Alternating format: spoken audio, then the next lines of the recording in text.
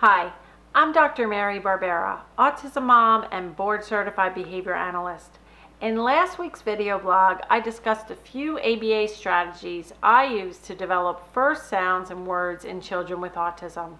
Today I'm going to discuss how I expand language carefully in children who are speaking in 1 or 2 word utterances where we have echoic control, meaning if I say ball, the child will say ball without receiving a ball and without seeing a picture of a ball.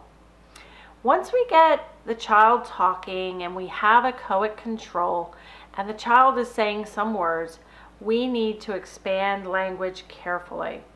I find that a lot of people at this point tend to start teaching the child to use carrier phrases such as I want, whatever they want, and some professionals start to select goals such as the child will speak in 4 to 5 word length utterances. This can oftentimes backfire and lead to a child who is prompt dependent, or the child's articulation becomes so poor that they are completely unintelligible. I learned so much from Dr. Barbara Esch, an SLP and BCBA, who created the echoic assessment known as the ESA, which is part of the VB-MAP assessment.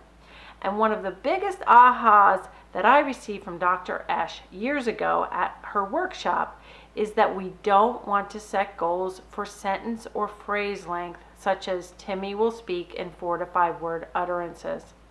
Setting goals like this is a very bad idea because we need to think in terms of syllable length, not sentence length. The example Barb Esch used was refrigerator, which is 5 syllables but just 1 word. The other, in comparison, the black cat sat down is also 5 syllables, but this time it's 5 words. This example shows you why it's so important to not think in sentence length, but to think in syllable length.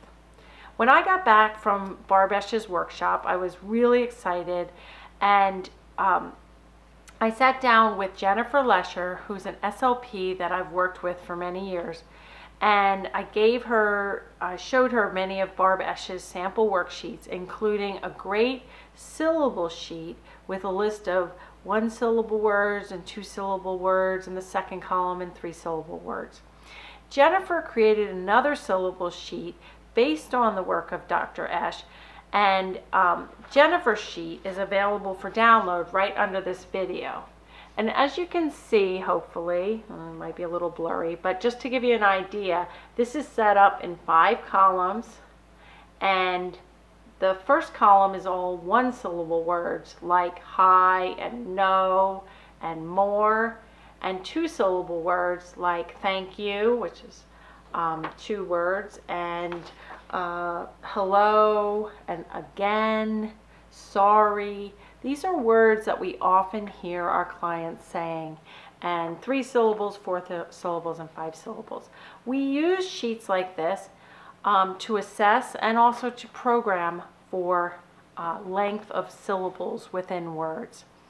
And this is a great resource, and I've been using it ever since I learned from Dr. Esch how important it is to focus on syllable length. In the same vein, I would not recommend adding carrier phrases such as I want too early, because what happens, and I've seen it so many times, is that a child might be finally able to articulate juice or movie pretty well because they are 1 and 2 syllable words.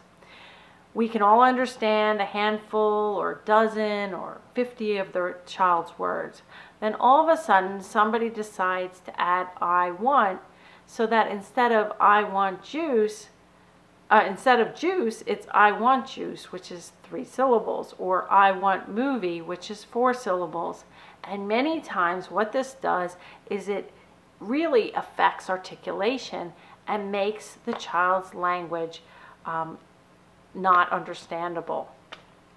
Another example is if a child's name is Nicholas, but sometimes he goes by Nick, or it's Alexander, but the parent is fine with calling the child Alex, go with Nick or Alex when teaching them to say their name.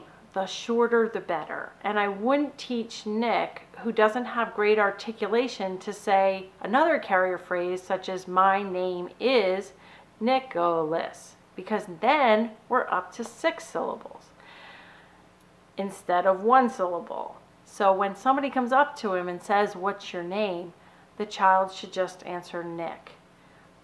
And this will help everyone, especially Nick. We want to really be careful with expanding length of utterance and expanding sentences when the number one thing we should be worried about is, can the child request their wants and needs, preferably even to a stranger? Teaching and encouraging a child to speak using 1 and 2 syllable words and then very short 3 to 5 syllable phrases or words should be the goal. Constantly making sure the child is as clear as possible. Don't forget to download Jennifer Lesher's syllable sheet based off the work of Dr. Barb Esch, and focus on syllable length for all of your clients and child. I hope you found this video blog informative, and I'll see you next week.